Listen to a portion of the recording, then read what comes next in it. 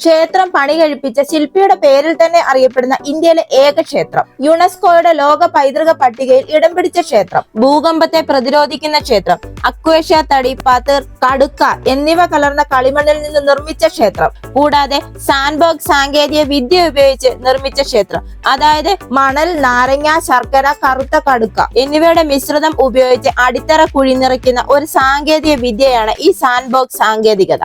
അതുപോലെ തന്നെ കറുത്ത ബസാൾട്ട് പാറകളിൽ അതിമനോഹരമായ കരകൗശല വിദ്യ. ഏറ്റവും കഠിനമായ പാറകളിൽ ഒന്നാണ് ബസാൾട്ട്. അതിൽ കരകൗശല വിദ്യകൾ ചെയ്യുക എന്നത് ഏറ്റവും ബുദ്ധിമുട്ടുള്ള കാര്യമാണ്. എന്നാൽ ഈ ബസാൾട്ടിൽ കൊത്തിയെടുത്ത കലാസൃഷ്ടികൾ ചുവന്ന മണൽക്കല്ല് നിരകളിൽ ബ്രാക്കറ്റുകളായി കാണപ്പെടുന്നു. പുരാണത്തിലെ മൃഗങ്ങളുടെയും പെൺ നർത്തകികളുടെയും എല്ലാം നന്നായി മിനുക്കിയ കൊത്തുപണികൾ. തെലങ്കാനയിലെ വാറങ്കൽ മുലൂക്ക് താലൂക്കിലെ പാലംപേട്ട് ഗ്രാമത്തിലാണ് ഈ രാമപ്പ ക്ഷേത്രം സ്ഥിതി ചെയ്യുന്നത്. 1212നും 1234നും ഇടയിൽ രാമപ്പ എന്ന ക്ഷേത്ര വാസ്തുശില്പിയാണ് ഹൈന്ദവ ദൈവമായ ശിവന് സമർപ്പിക്കപ്പെട്ട ഈ അതുല്യമായ ക്ഷേത്രം സൃഷ്ടിച്ചത്. നൂറ്റാണ്ടുകൾ കഴിഞ്ഞിട്ടും ഇന്നും ആ ക്ഷേത്രം ആ വാസ്തുശില്പിയുടെ പേരിലാണ് അറിയപ്പെടുന്നത്. വാസ്തുശില്പിയുടെ പേരിൽ അറിയപ്പെടുന്ന ഇന്ത്യയിലെ ഏക ക്ഷേത്രമാണ് രാമപ്പ ക്ഷേത്രം. ഈ ക്ഷേത്രത്തിൽ നിരവധി കൊത്തുപണികളുള്ള തൂണുകളുണ്ട്. സൂര്യപ്രകാശം ഈ തൂണുകളിൽ പതിക്കുമ്പോൾ ക്ഷേത്രം മുഴുവൻ പ്രകാശിക്കും.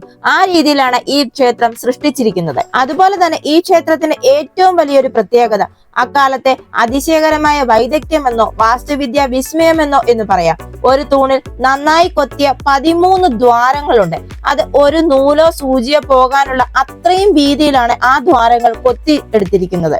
ഇന്നും പലരെയും അമ്പരപ്പിക്കുന്നതാണ് ആ ദ്വാരങ്ങൾ. 13ാം നൂറ്റാണ്ടിൽ അത്തരത്തിലുള്ള ഒന്ന് കൊത്തിയെടുക്കാനുള്ള വൈദഗ്ധ്യം. വെള്ളത്തിൽ പൊങ്ങിക്കിടക്കാൻ കഴിയുന്നത്ര ഭാരം കുറഞ്ഞ ഇഷ്ടിക കൊണ്ടാണ് ഈ ക്ഷേത്രത്തിന്റെ മേൽക്കൂര നിർമ്മിച്ചിരിക്കുന്നത്. 17ാം നൂറ്റാണ്ടിലുണ്ടായ ഒരു വലിയ ഭൂകമ്പത്തെ പോലും ഈ ക്ഷേത്രം ചെറുത്തുനിന്നു.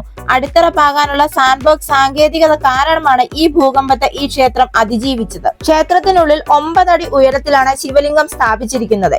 പ്രവേശന കവാടത്തിൽ ചുവരുകളിൽ കൊത്തുപണികൾ കാണാം. വിവിധ നൃത്തരൂപങ്ങളും വ്യത്യസ്ത സംഗീത ഉപകരണങ്ങളുമാണ് കൊത്തിവെച്ചിരിക്കുന്നത്. ഹൈന്ദവ ഇതിഹാസങ്ങളായ രാമായണം, ശിവപുരാണം, മറ്റ് വിവിധ പുരാതന ഗ്രന്ഥങ്ങൾ എന്നിവയിൽ നിന്നുള്ള രംഗങ്ങൾ ചിത്രീകരിച്ചിരിക്കുന്നതാണ് ഈ കൊത്തുപണികൾ. ക്ഷേത്രത്തിൽ ഉപദേവാലയങ്ങളുമുണ്ട്. അവ ഇരുവശങ്ങളിലായി സ്ഥിതി ചെയ്യുന്നു. ഭാരതത്തിന്റെ പുരാതനമായ സംസ്കാരവും പൈതൃകവും എടുത്തു കാണിക്കുന്നതാണ് ഇങ്ങനെയുള്ള നിർമ്മിതികൾ. ഇതിനൊരു ഉത്തമ ഉദാഹരണമാണ് ഈ രാമപ്പ ക്ഷേത്രം. ഈ വീഡിയോ നിങ്ങൾക്ക് ഇഷ്ടമായെങ്കിൽ മറക്കാതെ തന്നെ ഈ ചാനൽ ഒന്ന് സബ്സ്ക്രൈബ് ചെയ്യുക. അടുത്ത വീഡിയോയുമായി വീണ്ടും കാണാം.